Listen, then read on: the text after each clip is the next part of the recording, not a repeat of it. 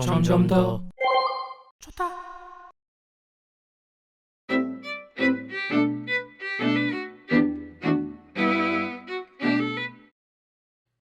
My understanding is that you went out with this protector of yours who swore that you were his adopted godson. Yes.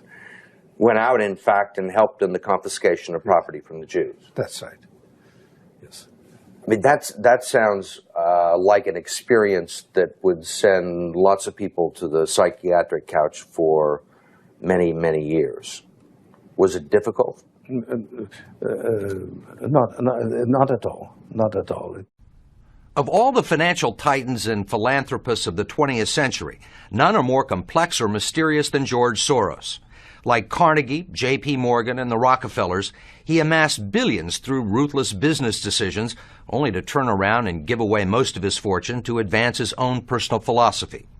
He can move world financial markets simply by voicing an opinion, or destabilize a government by buying and selling its currency. But now George Soros is worried. He thinks the global economy is coming apart at the seams, and that the world needs to be protected from people like George Soros. We may now think that everything is fine, but the fact is that the system is broke and it needs fixing. What you're doing is asking some form of regulation to protect the world against you. Well, I am a player, and I think all players should be regulated. There have to be rules of the game. Take 81,000 to buy. Buy 48,000. Buy him 69,000 YUM. Right now, his Quantum Group hedge fund moves $14 billion of rich investors' money around the world every day, looking for profits and answering to no one. Soros makes huge bets on whole countries and economies. Last year, when he saw cracks in the Asia boom, he began selling the currency in Thailand. Traders in Hong Kong followed suit, triggering a financial crisis that plunged much of Asia into a depression. In the last 2 years, you've been blamed for financial collapse of Thailand, Malaysia, Indonesia, Japan, and Russia. All of the above. All of the above. Yeah. Are you that powerful? No, I think there's a great misunderstanding. The Prime Minister of Malaysia said that the region spent 40 years trying to build up its economy, and along comes a moron like Soros with a lot of money, and it's all over. He called you a criminal. It's easier for him to blame an outside force than to admit that they were mismanaging their economy and their currency. The French finance minister talked about hanging speculators from lampposts. Soros says the Asian currencies would have collapsed even if he hadn't been in the market. They were overvalued. He says people tend to follow his lead because he's been so successful. I think that I've been blamed for everything. I am basically there to make money. I cannot and do not look at the social consequences of what I do. This man is a carnivore of the first order. Jim Grant is the editor of Grant's Interest Rate Observer and one of Wall Street's most respected analysts. He never tires of watching Soros, in part because of the huge bets he's willing to place on his hunches. He has always amazed the people he's worked with at his audacity and his willingness to back up his commitments with enormous sums of money. It causes the blood to drain from ordinary mortals' faces. Like risking $2 billion in Russia. When the Russian market began falling apart in August, Soros was the country's single largest investor. He called the U.S. Treasury and asked Uncle Sam for $7 billion to prop up the ruble. When U.S. officials failed to intervene, Soros wrote a letter to the Financial Times of London saying he thought the Russian currency should be devalued by as much as 25%. A few words from Soros were enough to cause panic selling that fueled the crash. What's it like to have a statement that you make have such serious, grievous consequences? I mean, you can, it looks to me like in a number of situations you can take a position against a currency or make a statement, and the whole country falls apart.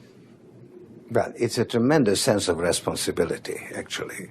And it's also a humbling experience because I am actually trying to do the right thing, and sometimes what I do has an unintended negative consequence, as it did in Russia. In Eastern Europe, he's educated a new generation. And in Ukraine, he spent millions retraining the old Soviet military. At the center of George Soros, there's an inherent contradiction. Which is? Which is, on one hand, you're the capitalist who does not care about the social consequences of his act, and on the other hand, you are a philanthropist who cares only about social consequences. How do you resolve the two? Recognizing that as a competitor, I've got to compete to win. As a human being, I am concerned about the society in which I live. Which George Soros am I talking to now? The amoral George Soros or the moral George Soros? It's one person. It's one person who at one time engages in amoral activities and at the rest of the time tries to be moral.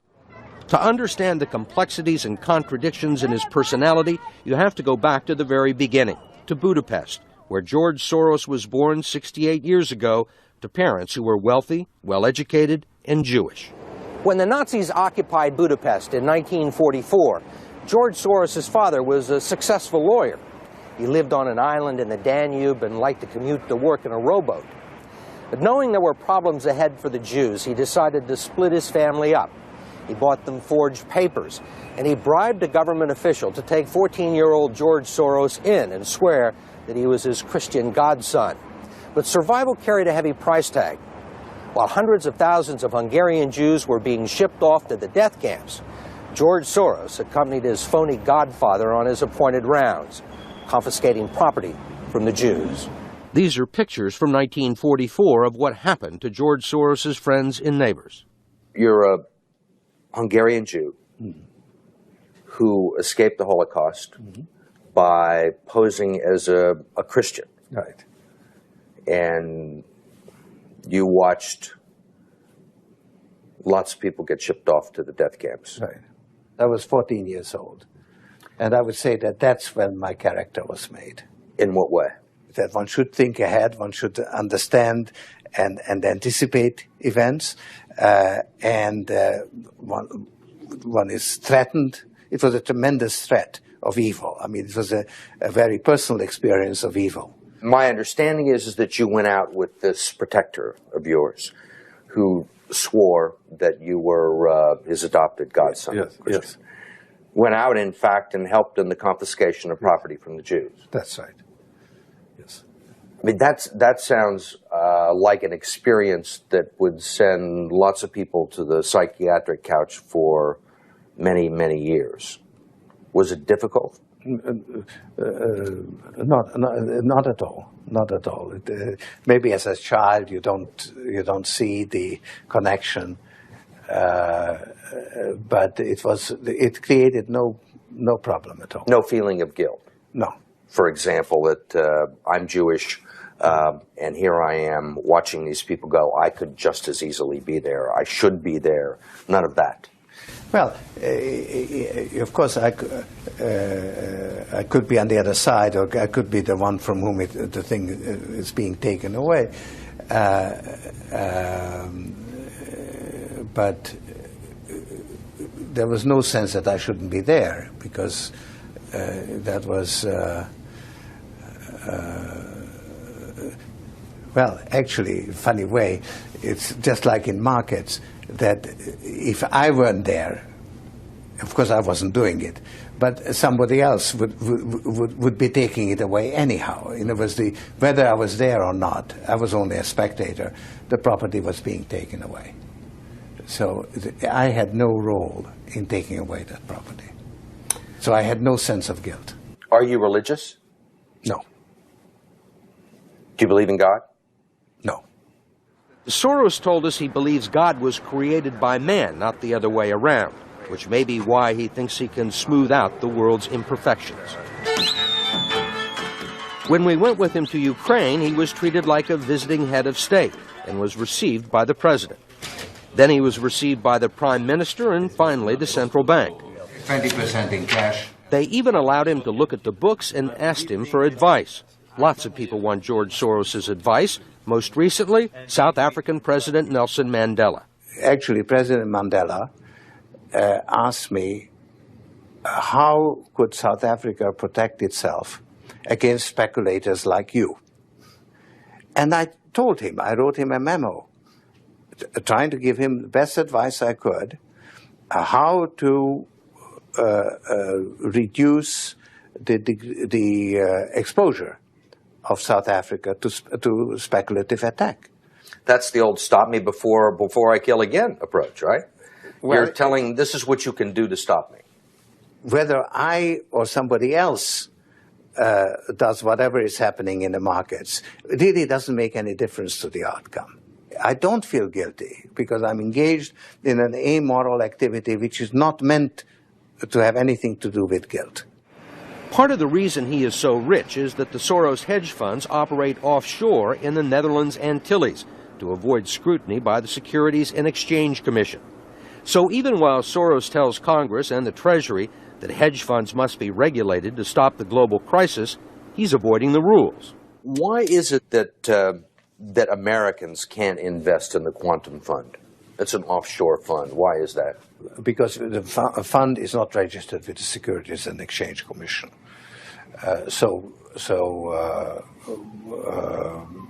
We are not licensed to do business in the United States. That's right. Because? Because we are not registered with the Securities and Exchange Commission. Because we find it more convenient to operate without it. So in some ways it's to escape regulation. Yeah, that's right. But you've been sitting here talking about the need for regulation. Yes, and whatever regulations are imposed, we will obey. We already conform to everything. One of your money manager told us that George really does think he's a god. I mean, if you think that you're God and you go into financial markets, you're bound to come out broke. So the fact that I'm not broke shows that I don't believe that I'm God.